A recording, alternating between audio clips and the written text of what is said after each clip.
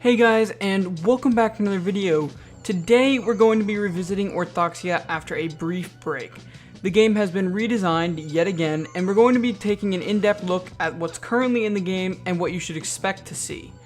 This video will have a few insights from the developer, so not everything I'm going to talk about is straight from me. Before I begin, I want to make it perfectly clear that your stats on the public test server are separate to those on the main game. Neither will ever be reset though. Enough with the intro, let's get into the video.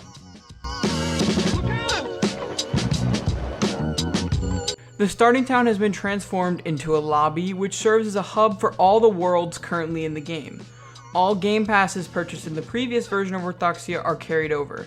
You can visit James, who is located behind spawn, to equip those cosmetics.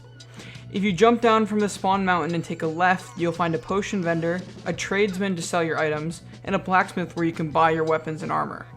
You can also take a right from the spawn point to go to your storage chest.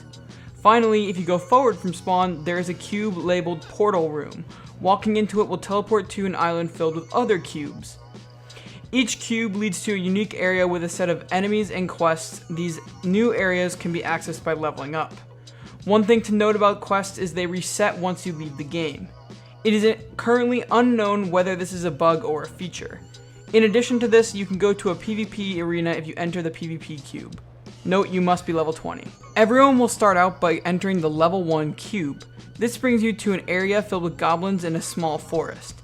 There are currently 3 different types of enemies here. The normal type, which are goblins, the hard type, which are brutes, and the elite type, which is the goblin leader. There is at least one of every type in every zone, although the name and abilities of each one will vary depending on your zone. In the current state of the game, there are no bosses, only elite enemies which serve as mini-bosses for the time being. As you progress through the game, each tier of enemy will become progressively more difficult and yield better drops in EXP. Currently, the combat system seems heavily focused on potions.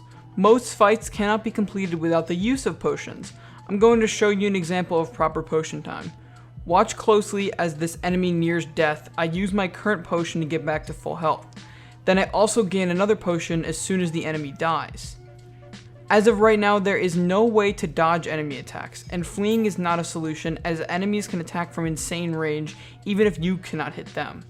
One positive is that skills will be added to the game, and that will definitely add some variation in the playstyle. Now that I have talked about everything currently in the game, let's talk about the game's future. There isn't a whole lot of insight about what's going to be added in the game, but let's go over what Mechnor has confirmed to me. The bosses will be the same style as Orthoxia version 2 had, and that a majority of them will be endgame content. The start of the endgame content will be around level 50, and there will be a multitude of dungeons for those levels. Each dungeon will have a leaderboard for the top 10 fastest times completed. We can expect official or beta release of the game by the end of September. I'm sure more information will be released in the coming days and weeks, so when there is enough content for another video, I'll make sure I'm right on it. Alright guys, thank you for watching this video. If you're interested in news regarding the channel, I've left a link to my Discord server in the description.